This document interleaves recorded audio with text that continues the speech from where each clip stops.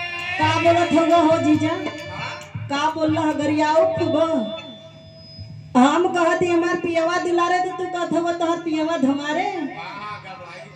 देखले हुआ का कहियो आ ऐसे बेइज्जती ना करा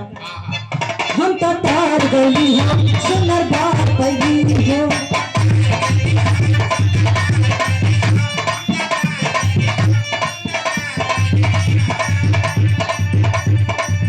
अपना राजा जी के प्यार में सवार गई हो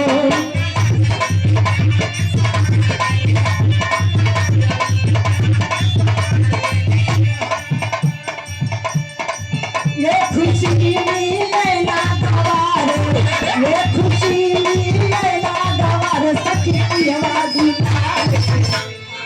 ये सखी पियवा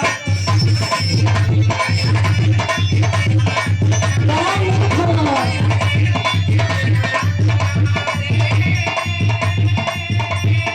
और एक बात कहने का ऐसा पाती मिले मुश्किल से दिल मजा सखी हो दिल से क्या बात है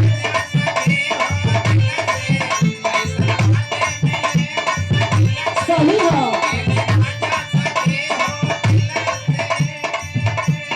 ऐसा ऐसा पाती मिले मुश्किल से दिल मजा सखी हो दिल से रात को सहके पसंदा सवार सखी पिया दुलारे आय हाय रे सखी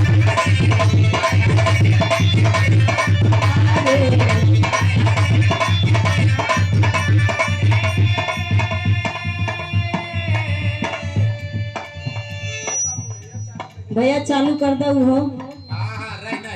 हेलो ये गीत तो हर भोजपुरी के कलाकार गा रहे हैं। मेरे मसीहा विश्वभूषण बाबा भीमराव अम्बेडकर साहब के लिए कोई गीत अगर आपके पास हो इसी लाइन पे तो आप उसको गाने का कार्य करिए। आई लेकिन कवि जी का लिखनी बा भैया का